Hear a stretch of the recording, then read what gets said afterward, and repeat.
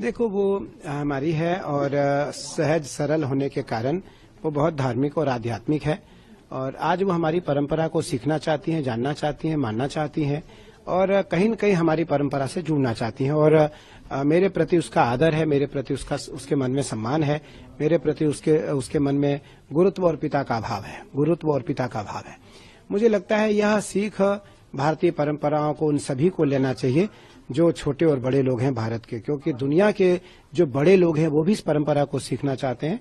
तो मुझे लगता है मैं तो बहुत आह्लादित हूं और प्रसन्नचित हूं कि उसके माध्यम से हमारी परंपरा आगे बढ़ पाएगी, हमारी पंचायती निरंजनी अखाड़े की जो परंपरा है वो आगे बढ़ पाएगी। महाराष्ट्र ANI समेत पूरी दुनिया ने देखा कि वो काशी विश्वनाथ मंदिर गई, लेकिन उन्होंने दर्शन किया, लेकिन वो भगवान के को स्पर्श नहीं कर पाई। इसको लेकर के भी एक विवाद खड़ा हो गया। कोई विवाद नहीं है, मैं इसको बिल्कुल साफ करना चाहता हूं।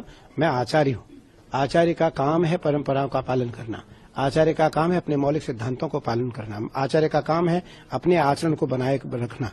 आचरती इति आचार्य है, जो आचरण को बना करके रखे वही आचार्य है, वही आचार्य है। मेरी बेटी है वो, महर्षि व्यासानंद जी भी थे वहां, लेकिन हम सभी परिवार ने वहां अभिषेक किया, पूजन किया और मंदिर प्रशासक परिवार ने उनको प्रसाद दिया, उनको माला पहनाया, उनका स्वागत किया, उनका वंदन किया। लेकिन वहां परंपरा है कि अदर हिंदू काशी विश्वनाथ मंदिर को स्पर्श नहीं करेगा। यदि इस परंपरा को मैं बनाकर नहीं रखूंगा तो निसंदेह परंपरा टूट जाएगी, बिगड़ जाएगी, बिखर जाएगी। महाराष्ट्र आप इतने विलंब के साथ और इतनी व्यस्तता में हमें ये इंटरव्यू दे रहे हैं। मेरा अंतिम सवाल यही रहेगा कि आपने एक गोत्र और एक नाम लॉरेन पावेल जॉब्स को दिया है, उसके बारे में बताइए। देखो, आपको समय देना मेरी मजबूरी भी है और मेरी इच्छा भी है, दोनों बात है, क्योंकि हमारी बात पूरी दुनिया में केवल आपके माध्यम से पहुंच सकता है और यह बात जरूर पहुंचनी चाहिए। कुंभ केवल संदेश है, कुंभ का अर्थ है पूरी दुनिया को सनातन परंपरा की एकता का संदेश देना और वो आपके बिना नहीं जा सकता। इसलिए और आपके बगैर भी पूरा नहीं होता है हमारा। हाँ, तो आपके बिना और आपसे संवाद के बिना निसंदेह कुंभ अधूरा रहेगा।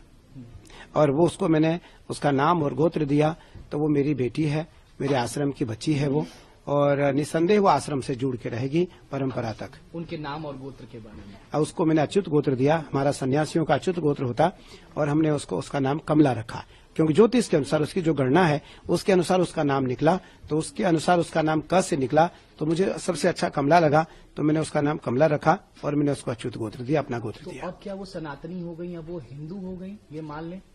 पंचगव्य प्राशन कराया मैंने उसे, पंचगव्य प्राशन कराया, हमने उसके सारे संस्कार किए और उसके बाद हमने उसको नाम और गोत्र दिया है। तो धीरे धीरे मुझे लगता है वो हमारी पूरी परंपरा को समझ जाएंगी, जान जाएंगी और मानने लगेंगी। महाराष्ट्र